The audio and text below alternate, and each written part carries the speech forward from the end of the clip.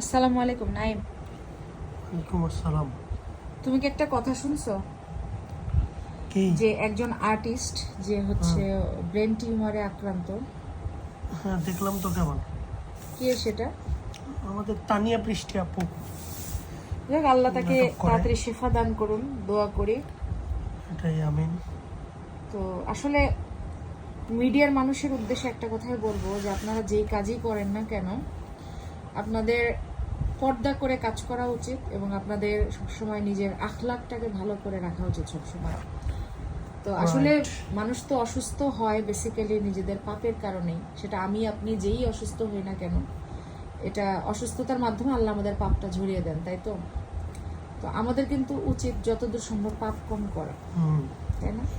যত বেশি মানুষ পাপ করবে, পাপই হবে, তত বেশি মানুষের রোগ শোক হবে। অবশ্য ফেরাউনের রোগ শোক হয় নাই, ফেরাউনের আল্লাহ রোগও দেয় না, মানে ওর পাপ মোচনেরও সুযোগ ছিল না। সবসময় নাকি হেবেটা সুস্থ থাকতো, বুঝছো?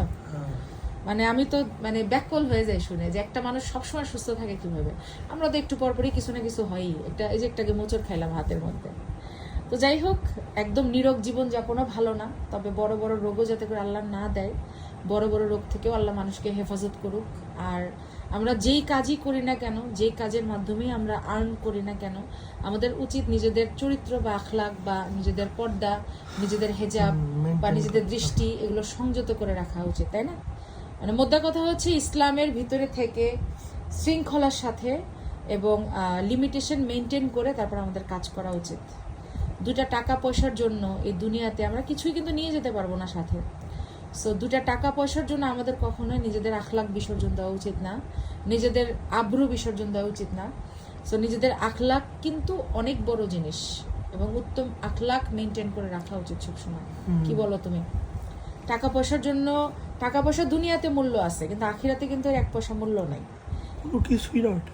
ওইটাই। সো টাকা পয়সার জন্য কখনো মানুষ কেউ নিজেকে বিলিয়ে দিবেন না, টাকা পয়সার জন্য নিজের চরিত্র বিক্রি করবেন না, নিজের আব্রু বিক্রি করবেন না, নিজের নীতি বিক্রি করবেন না, নিজের বিবেক বিক্রি করবেন না, এতটুকুই বলবো। আর মিডিয়ার যে আপুটা অসুস্থ আছে, আল্লাহ তাকে খুব তাড়াতাড়ি শেফা দান করুন। কি বলো নাইম?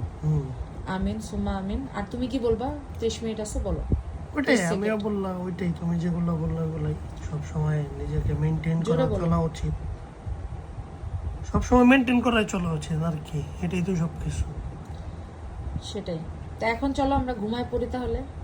তো সবাই ভালো থাকবেন, সুস্থ থাকবেন, আল্লাহ হাফেজ। Tata, bye bye. আর আমার হাজবেন্ডের জন্য, আমার জন্য, আমাদের পুরো পরিবারের জন্য সবাই দোয়া করবেন। আপনাদের জন্য অনেক অনেক দোয়া এবং শুভকামনা। আসসালামু আলাইকুম, আল্লাহ হাফেজ, শুভরাত্রি।